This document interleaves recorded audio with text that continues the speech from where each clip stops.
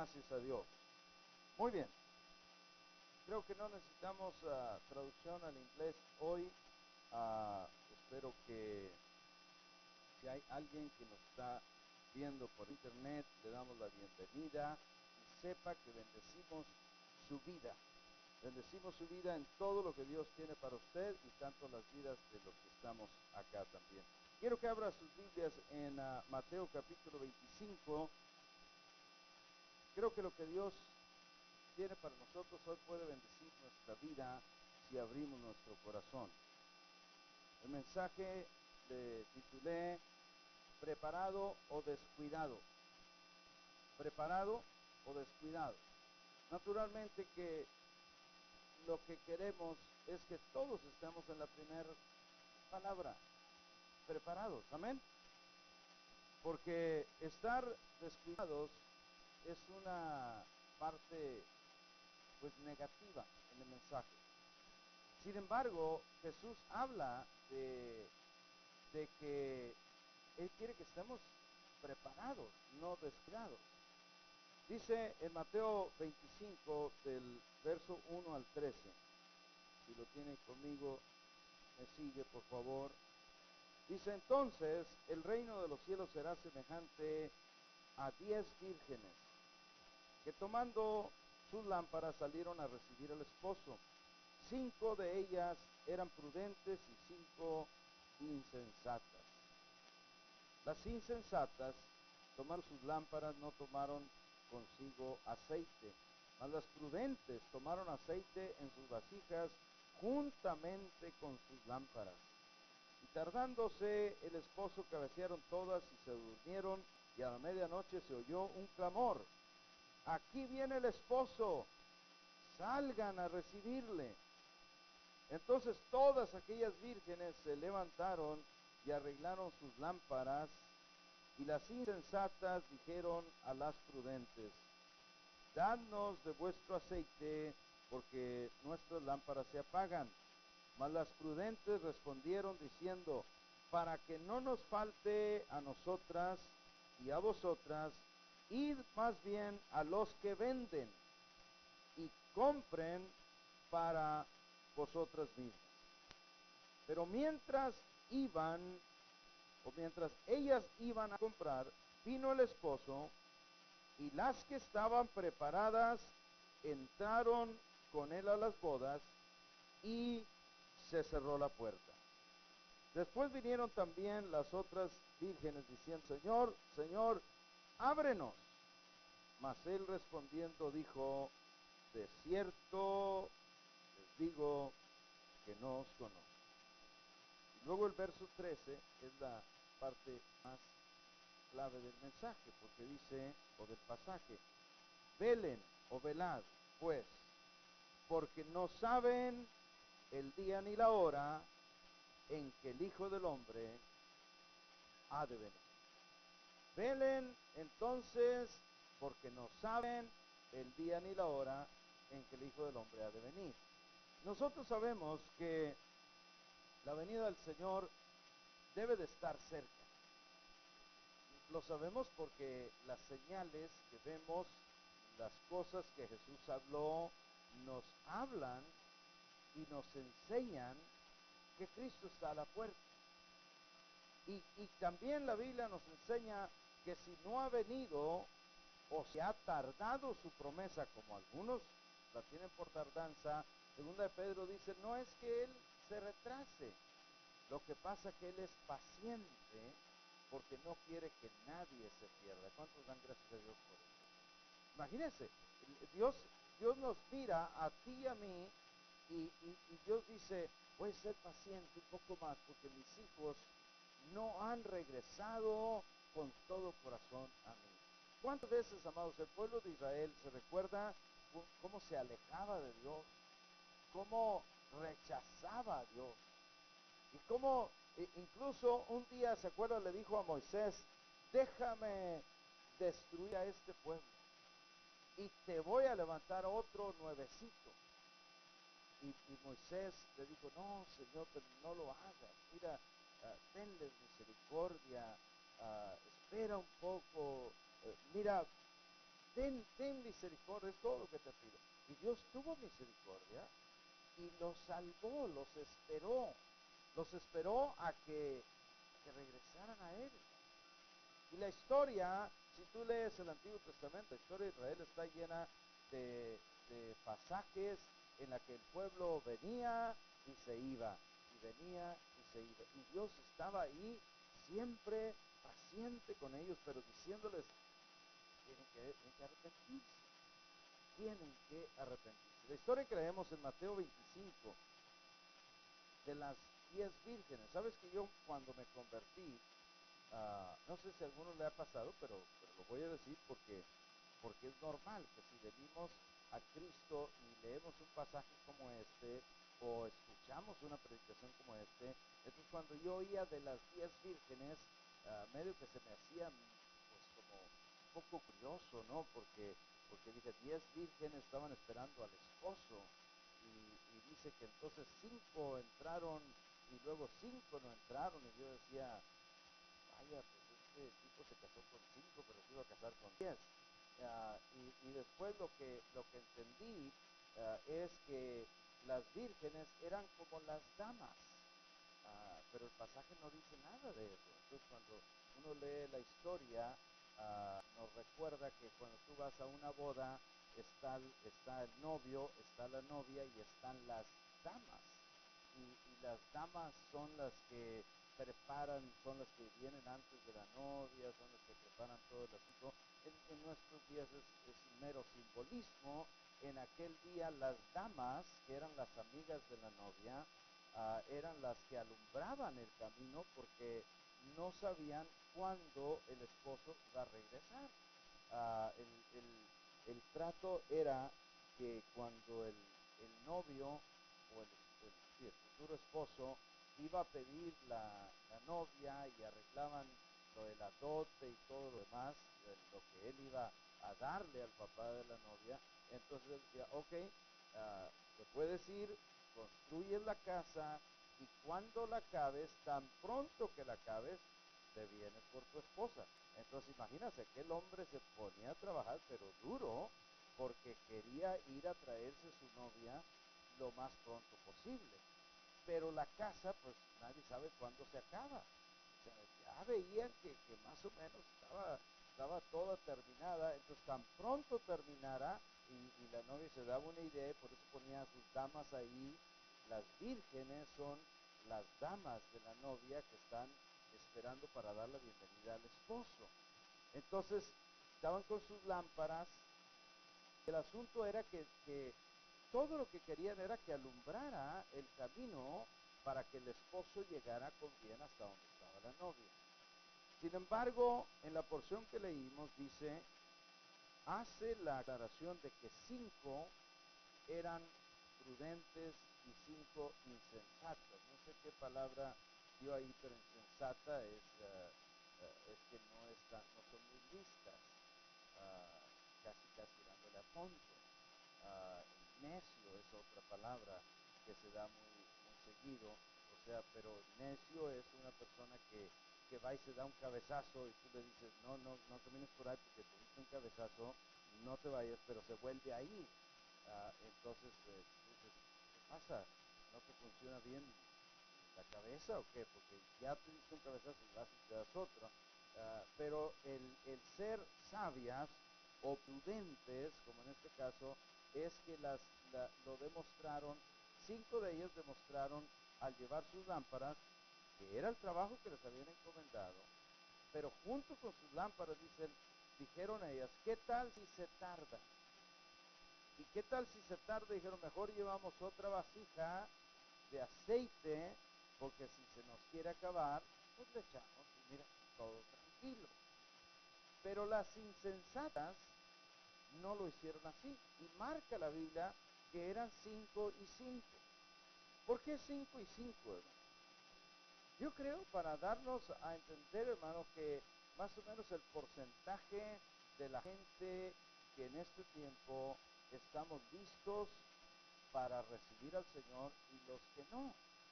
O sea, el Señor nos enseña que hay mucha gente. Si estamos hablando de 5 y 5, estamos hablando del 50% de la gente que no está lista. ¿Por qué no está lista?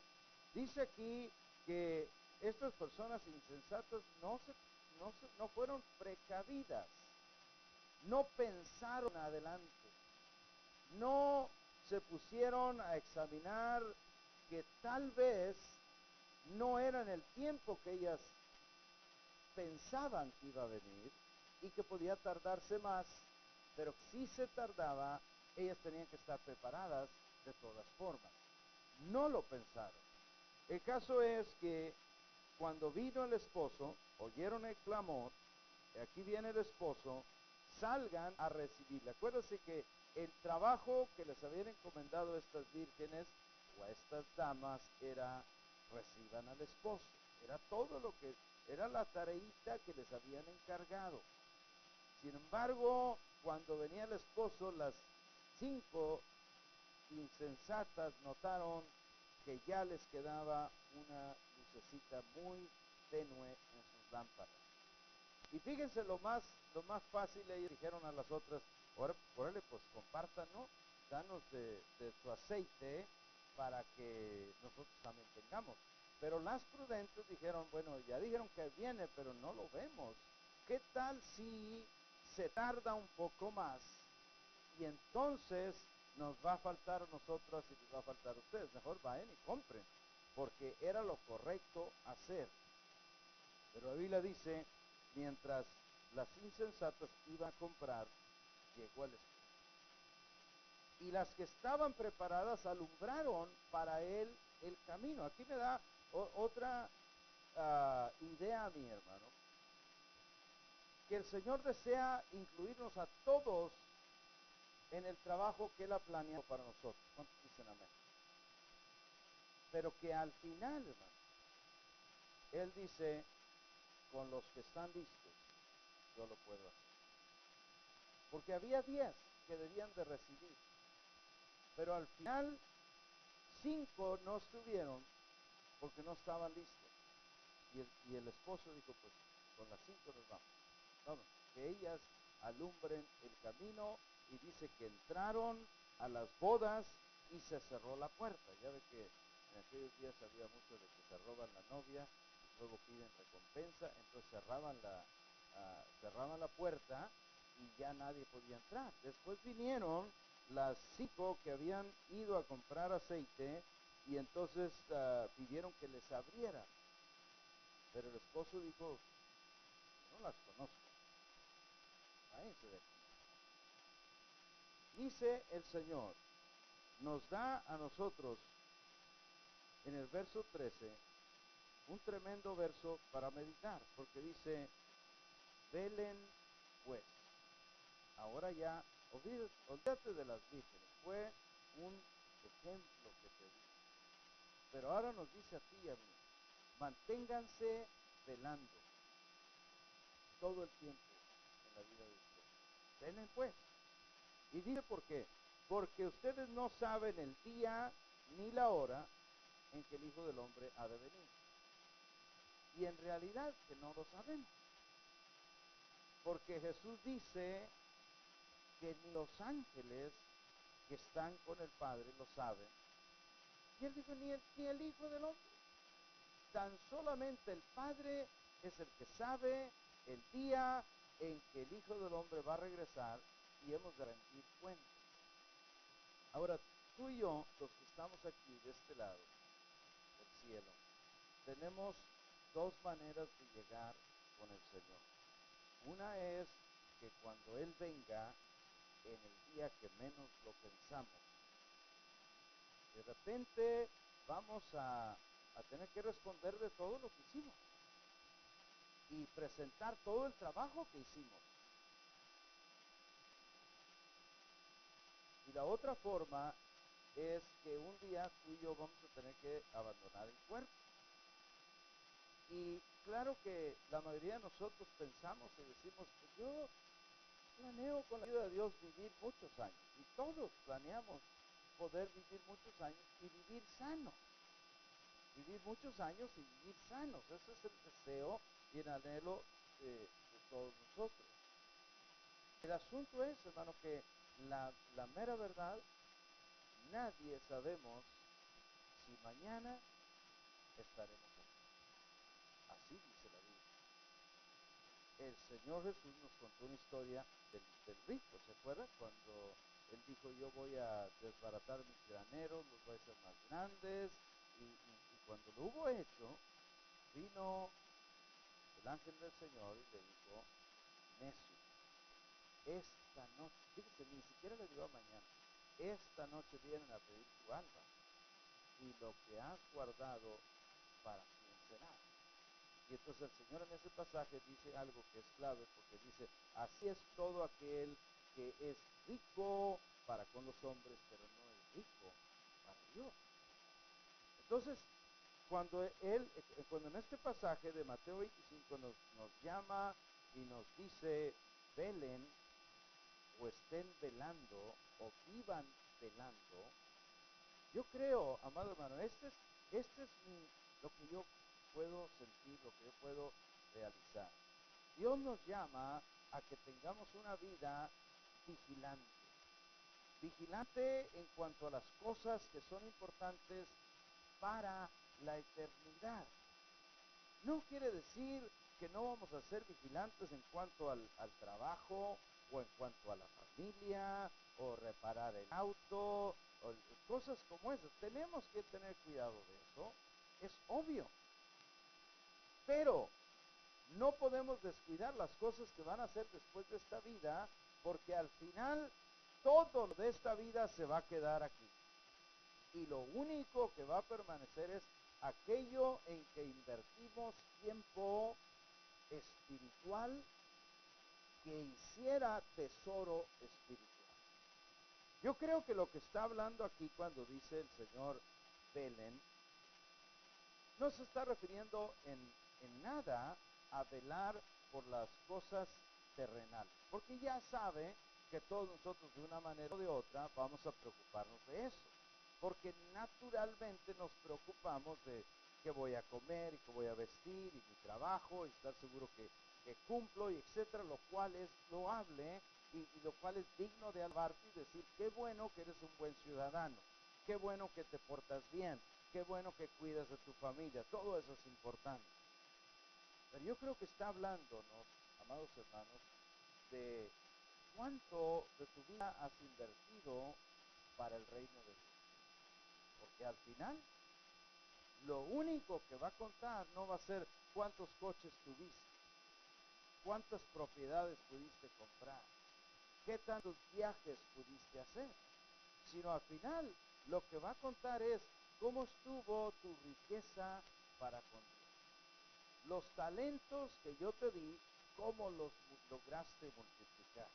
Las cosas en las que yo te puse a trabajar, con qué ahínco y con qué fe y carácter pusiste a trabajar aquello que yo te había dado. Yo creo, hermano, que al final lo que debemos de estar tú y yo vigilando es esa parte espiritual que no se desgaste en nosotros, porque lo relaciona con decir, porque no saben el día ni la hora que el Hijo del Hombre ha de venir. Si estuviera hablando de cualquier otro evento, entonces dijera, bueno, pues ya sabes que tienes tiempo de arrepentirte y de arreglar tu familia y de hacer cosas que no hiciste. Pero cuando estamos hablando del tiempo de encontrarnos cara a cara con el Señor, ya no se va a poder hacer nada. En aquel día lo que hicimos hasta ese momento es lo que vamos a presentar. Pero ¿qué de lo que no hicimos? Alguien dijo que los cementerios son tumbas de tesoros llenos de sueños que nunca se soñaron, proyectos que nunca se cumplieron, trabajos que nunca se realizaron. Porque la persona tenía la capacidad de hacerlo. Y yo voy a decir, estará llena también de almas que se pudieron haber salvado, pero que nunca llegamos a ello. Y cuando venga el Señor, hermano, como si fuera una película, vamos a querer regresar eso, y vamos a decir, yo quisiera en este momento, ahora sí, poner serio. Yo quisiera ahora sí ponerme muy sensato, o como dice la palabra, muy prudente en este caso, y ponerme bien derechito en cuanto a todo lo espiritual. Pero recuerda, ya estaremos ahí en ese momento en que el Señor está regresando. ¿Qué podemos hacer entonces? ¿Qué podemos hacer que agregue a nuestro haber espiritual de las cosas que hubiéramos podido hacer, pero que no lo hicimos? Por eso, hermano, amado, el tiempo para meditar es ahora, pero meditar y actuar. Vele. Hay un pasaje en 1 de Tesalonicenses 4. Quiero que me acompañe. 1 de Tesalonicenses 4 y los versos 16 al 18.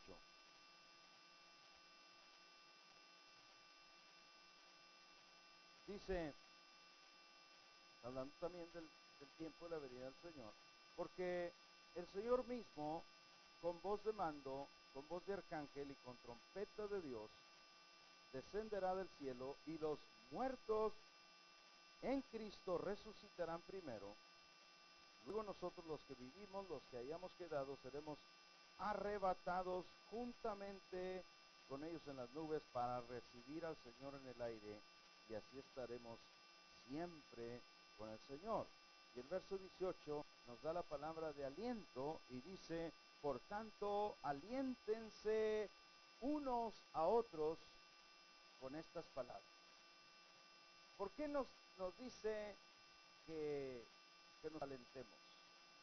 Amado hermano, porque no hay mayor aliento, no hay mayor gozo que saber que tú y yo estamos trabajando en aquello en lo que el Señor nos puso a trabajar. No, yo te aseguro que no vas a encontrar de todos los gozos, las cosas gozosas que tú pudieras pensar, aquello que te da más gozo es el saber y decir, el Señor me puso aquí a trabajar, y que el Señor me encuentre aquí trabajando en esto que Él me ha encargado. Cuando tú te preocupas de eso, hermano, el gozo que tú vas a sentir y la paz que vas a sentir es súper abundantemente mucho más grande que si, escúchame, que si no estuvieras trabajando y de pronto yo te diera una palabra y te dijera, hermano, Dios te ama y está contigo y te va a ayudar, pero tú sabes que no estás obedeciendo al Señor. La palabra que yo te doy te puede dar gozo por un momento. Y yo quiero animarte, pero el asunto es que Dios quiere que estemos ocupados en su obra, ¿sí o no? El asunto es que Dios quiere que cuando Él venga, nosotros estemos haciendo lo que Él nos puso a hacer. Y lo que Él nos puso a hacer literalmente, hermano, es cumplirle el sueño a Dios, que nadie se pierda. Dios nos puso en una iglesia y nos salvó, hermanos, no para el regocijo propio, no para que solo estemos gozándonos nosotros. Es bueno gozar, pero Dios nos puso en esa iglesia o en esta iglesia donde Dios te puso para trabajar por Él, para consagrarnos a Él, para prepararnos para hacer mejor el trabajo. Yo le pido a Dios que cuando el Señor venga, me halle haciendo lo que Él me manda. Sin importar en qué lugar yo esté, si estoy viajando en ese momento, si estoy en mi casa, si estoy en el edificio de la iglesia, si estoy en una reunión, si estoy donde quiera. Puede ser que en ese momento no le esté hablando físicamente el evangelio a una persona, pero que esté ocupado en aquello que Él me envió, que esté preparándome para hacer aquello que Él me envió. Y yo oro, hermano, que cada uno de los que estamos acá pudiéramos tener ese mismo sentido. Porque ¿sabes qué? Esa es la única manera de estar preparado. No descuides tu salvación, no descuides lo que Dios te dio. Mira, venir a la iglesia los domingos es maravilloso. A todos nos gusta. Pero venir a la iglesia los domingos no es todo lo que Dios quiere de nosotros. Venir a la iglesia los domingos no es estar preparados. Te lo tengo que decir con todas las letras. Venir a la iglesia los domingos es muy bueno. Pero Dios quiere algo más. Dios quiere que tú y yo vivamos orando. Vamos orando. Pero no vamos a orar 24 horas, no. A lo mejor no podemos orar ni siquiera ni 1 o 2 horas diarias, no importa, pero algo tenemos que orar. Algo cada día tenemos que estar poniendo en nuestra vida en oración, porque yo quiero que ese día yo estoy preparado. Yo quiero ese día consagrarme al Señor y ese día darle mi vida. No importa que hayan sido solo 5 minutos que tú dedicaste ese día, no importa, pero ese día ya pusiste algo en tu cuenta. ¿Cuántos lo pueden ver?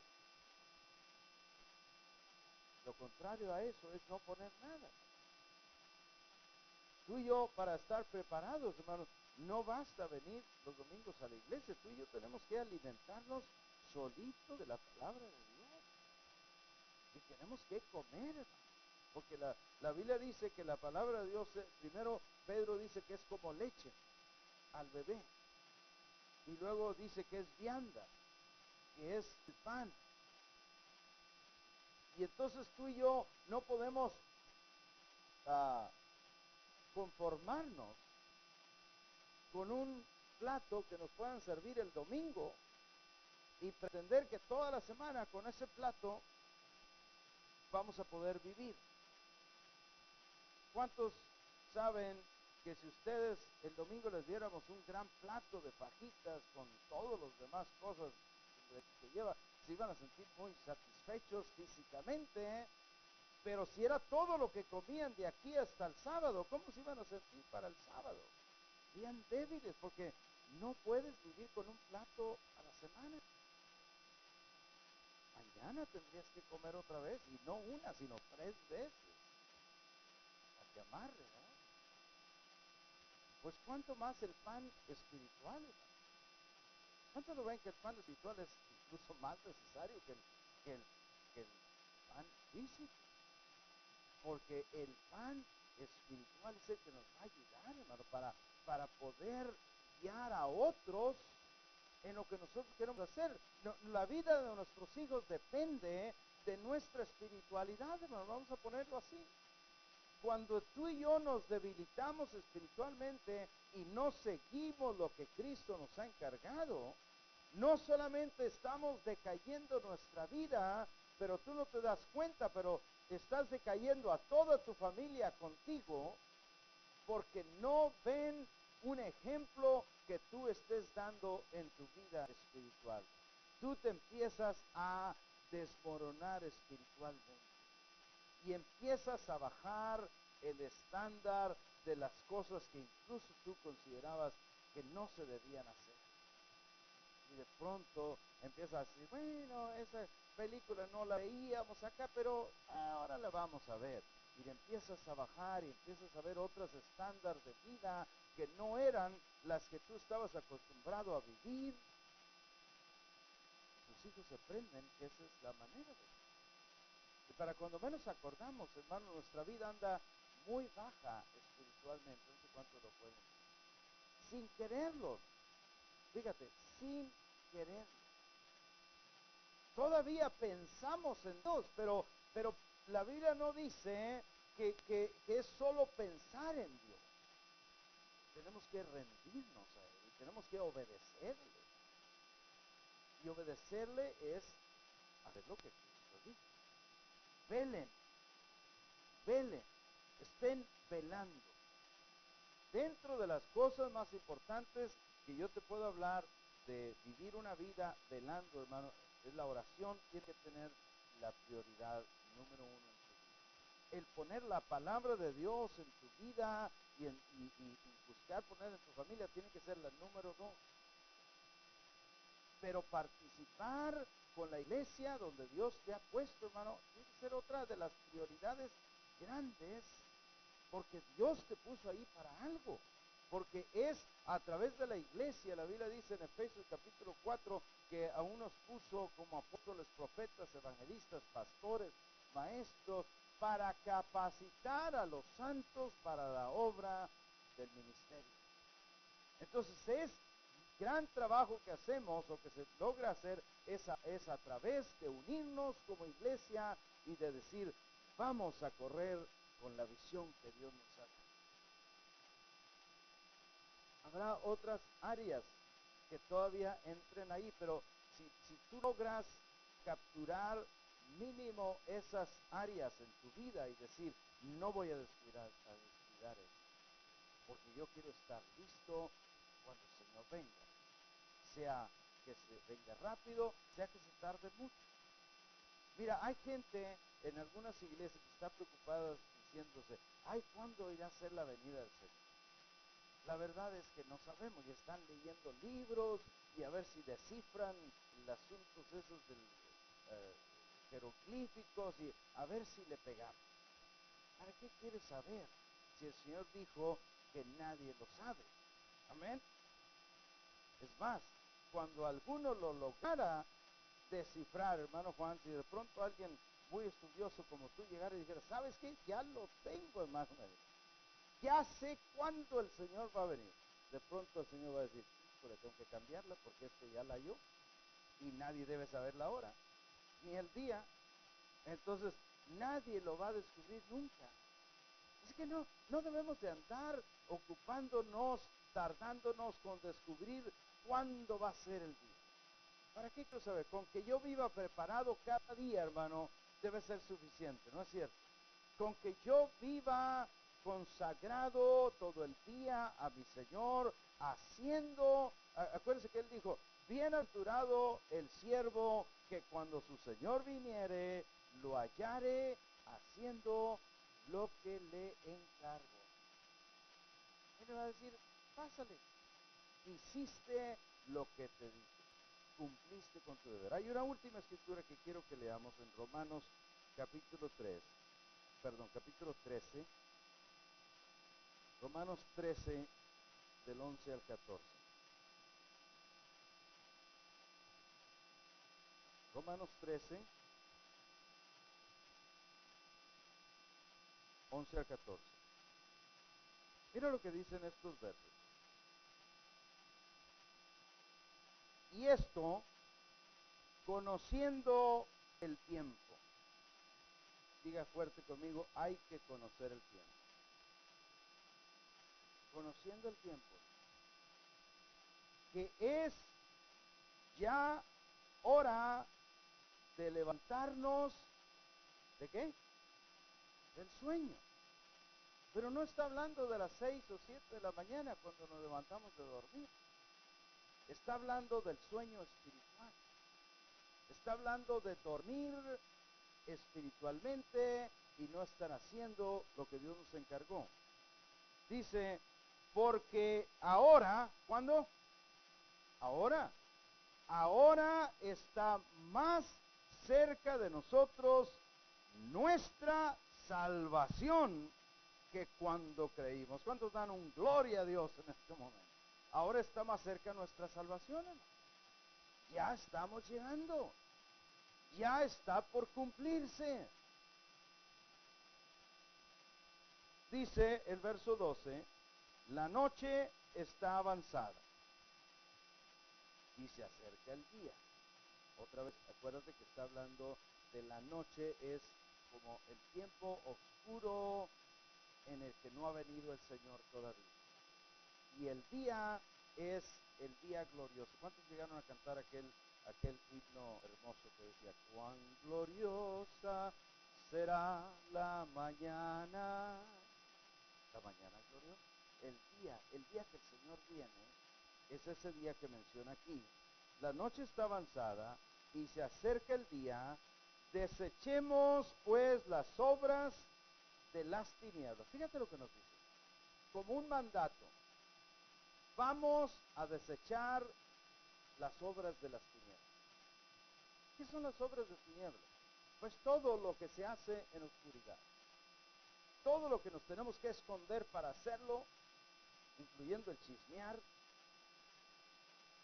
o pornografía, o lo que tenemos que escondernos para hacerlo son las obras de las tinieblas. Y la Biblia dice, vamos a desechar, vamos a sacarlas, vamos a ponerlas fuera de nosotros. Pero luego dice, vamos a vestirnos de las armas de la luz. Las armas de la luz, el amor, el gozo, la paz, la oración, la misericordia. Tú y yo nos vestimos de las armas con que Dios viste a los santos. Nuestras armas, la Biblia dice, acuérdate, no son carnales, sino poderosas en Dios. Dice, vamos a vestirnos de las armas de la luz, pero luego en el verso 13 dice, vamos a andar como de día. Ahora, ¿por qué dice como de día? Porque acuérdate que dice, la noche está avanzada. Este mundo no camina como de día, el mundo camina como de noche. Y por eso vemos a nuestros amigos, familiares, que no se preocupan de las cosas de Dios. Viven su vida como si mañana me muero y se acaba todo. Pero los que hemos conocido la palabra de Dios sabemos que no se acaba. Sabemos por el rico y Lázaro que el rico pensaba que se acabó todo y fue a dar al lugar de tormento. Sabemos que Lázaro fue llevado al seno de Abraham para disfrutar de una vida que no había disfrutado cuando estaba con la tierra. Pero sin embargo nosotros, dice, tenemos que buscar andar como de día. Estar preparado, hermano, es que la gente nos vea que no hay nada oculto en nosotros. Que la gente vea que tenemos luz. Que lo que hacemos, lo hacemos en la luz. Andemos, ahí dice, andemos como de día. Y luego nos va a decir una clave, o varias claves. Nos dice, número 1, honestamente, digan honestamente. ¿Cómo se vive honestamente? Pues sin falsificar, ¿verdad? Sin robar, sin mentir, sin andar levantando falsos, pagando lo que se debe, siendo justo, honestamente. Todos nosotros sabemos lo que es vivir honestamente y lo que es vivir deshonestamente. Y aquí nos dice, nosotros al andar como de día debemos de vivir, número 1, honestamente. Luego dice, no en glotonerías. Glotón, que es un comedor exagerado. Uno que no nomás come para vivir, pero vive para comer. Y no es solamente la comida, pero es las cosas que le agrega. Son las pachangas que se avienta con sus amigos. Y luego el vivir solo en eso, vivir ocupado solo en eso. Glotonerías, pero luego menciona otro y dice, andar como de día es que no andemos en borracheras. No hay mucho que decir de borracheras, pero borracheras, borracheras. No andar emborrachándose.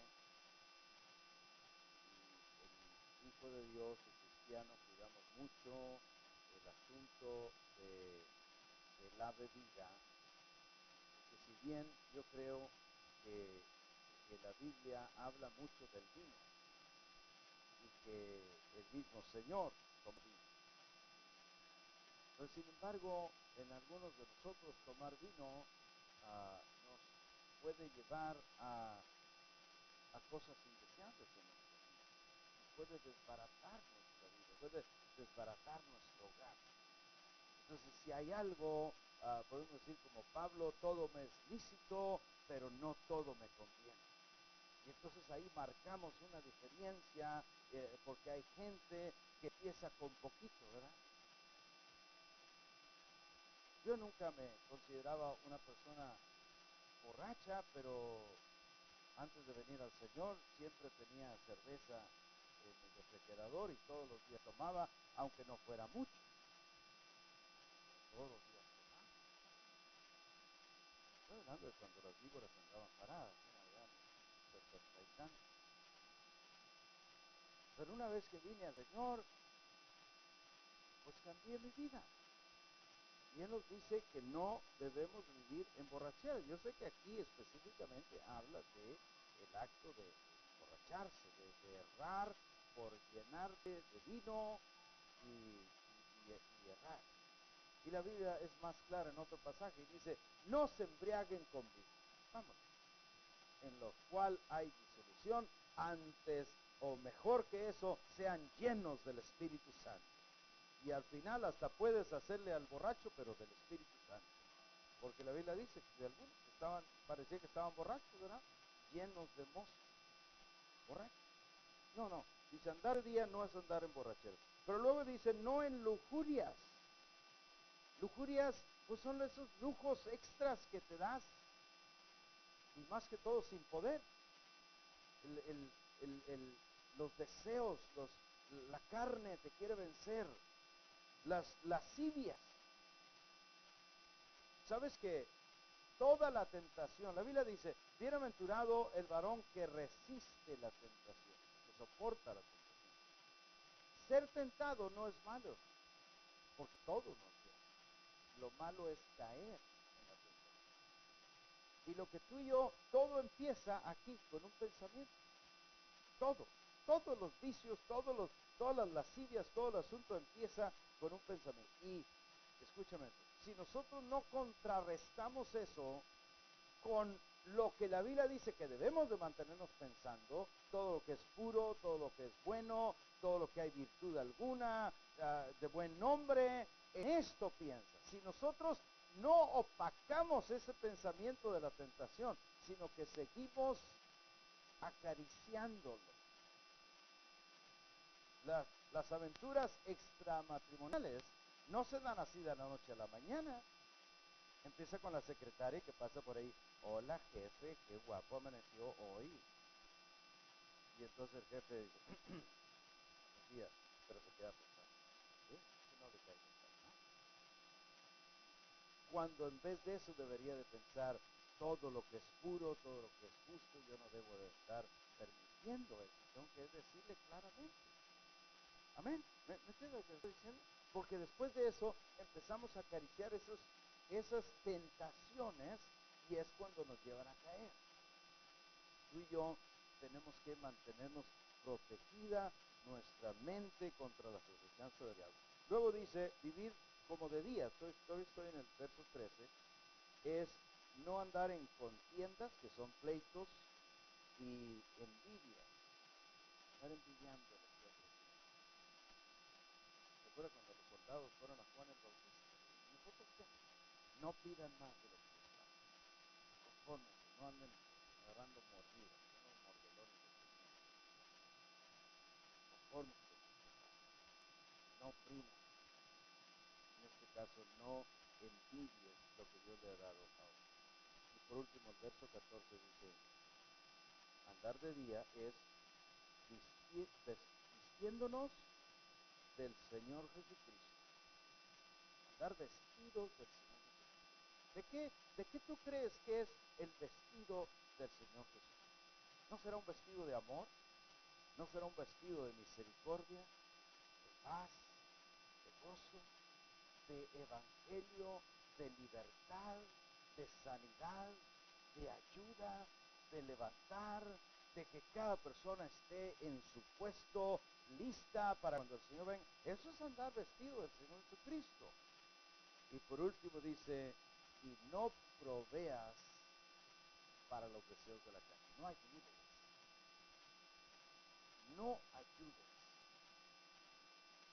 Si tú piensas que escuchar cierto tipo de canciones te lleva al pensamiento antiguo de querer echarte unos gritos y luego echarte unos tragos, pues no escuches ese tipo de canciones porque te va a llevar allí. Eso es lo que dice, no proveas para las obras de la carne.